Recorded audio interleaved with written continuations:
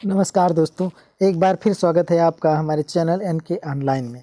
आज हम आपको बताने वाले हैं कि यूपी पंचायत चुनाव में आपके गांव की सीट जनरल होगी, SC होगी या OBC होगी। आज आपको हम ये फार्मूला बताने जा रहे हैं कि यूपी सरकार इस बार रिजर्वेशन किस फार्मूले के आधार पर करने जा रही है। तो दोस्तों, अपने गांव की सीट, अपने ज़िले की सीट और अपने क्षेत्र की सीट पता करने के लिए कि ये किस कैटेगरी में रहेगी, आपको इस वीडियो को ध्यान से देखना चाहिए और अंत तक देखना चाहिए, क्योंकि इस वीडियो में हम उस फार्मूले का खुलासा करने जा रहे हैं जो कि सरकार इस बार पंचायतों के रिजर्वेशन के लिए अपना रही है। तो दोस्तों चलिए शुरू करते हैं, लेकिन इससे पहले आप हमारे इस चैनल को सब्सक्राइब जरूर कर दीजिएगा। जो लाल वाला सब्सक्राइब बटन है उसको दबाकर सब्सक्राइब कर दीजिएगा यदि आप पहली बार हमारा चैनल देख रहे हैं तो दोस्तों चलिए शुरू करते हैं। सरकार के नियम के मुताबिक सबसे पहले SC, ST, OBC की सीटें आरक्षित की जाती हैं और फिर बची हुई सीटों का 1/3 सामान्य महिला और जनरल कैटेगरी हो जाती है। आरक्षण की सूची से पहले एक आसान फार्मूले से समझें कि आपकी सीट किस कैटेगरी में आरक्षित हो सकती है। तो दोस्तों, उत्तर प्रदेश सरकार ने पंचायत की सीटों के लिए आरक्षण की व्यवस्था कर दी है, यानी ये बता दिया गया है कि किसी सीट पर कैटेगरी डिसाइड करने का फार्मूला क्या होगा।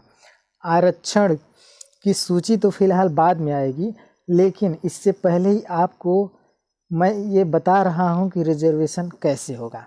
इस फार्मूले के जरिए आप खुद से भी अंदाज़ा लगा सकते हैं कि आपकी सीट इस बार के चुनाव में जनरल होगी या फिर रिजर्व। इसे समझना भी बहुत आसान है। आरक्षण के शासनादेश में कहा गया है कि सबसे पहले ST, फिर SC और उसके बाद OBC के लिए सीटें आरक्षित की जाएंगी। इनका आरक्षण पूरा करने के बाद जो सीटें बच जाएंगी उनमें से 1/3 सामान्य महिला के लिए आरक्षित की जाएगी।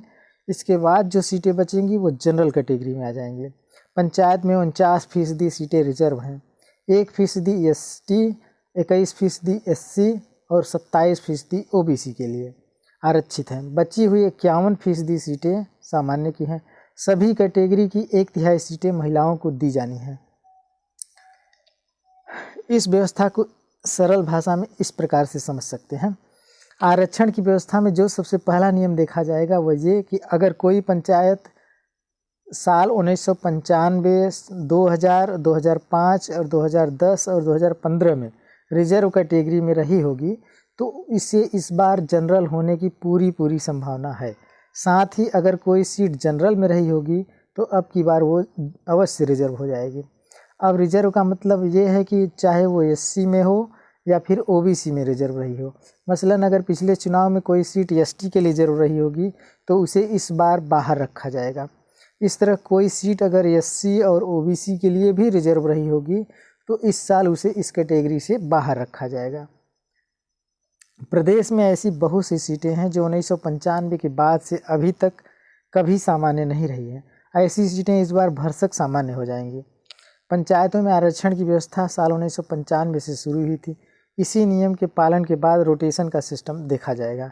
रोटेशन के इस सिस्टम को आसान भाषा में ऐसे समझ सकते हैं, जो सीट जिस कैटेगरी के लिए 2021 से पहले जितनी पहले आरक्षित रही होगी उसका नंबर इस बार सबसे पहले रहेगा। मान लीजिए कोई पंचायत 1995 में SC के लिए, 2000 में OBC के लिए और 2005 में फिर SC के लिए और 2010 में जनरल के लिए और फिर 2015 में SC के लिए आरक्षित रही होगी, तो इस बार इसके OBC में जाने की संभावना ज़्यादा है।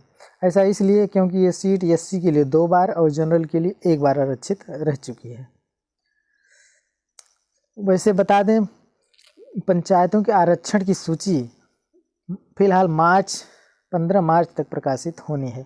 इस सूची के जारी होने के बाद ही वास्तविक स्थिति का सही पता चलेगा, लेकिन शासन के फार्मूले से अभी भी बहुत हद तक यह अंदाज़ा लगाया जा सकता है कि आरक्षण की व्यवस्था कैसी होगी। दोस्त, वीडियो को पूरा देखने के लिए आपका बहुत बहुत धन्यवाद। अगर आपने हमारे इस चैनल को अभी तक सब्सक्राइब नहीं किया है तो कृपया सब्सक्राइब ज़रूर कर लें और वीडियो को लाइक भी ज़रूर कर दें।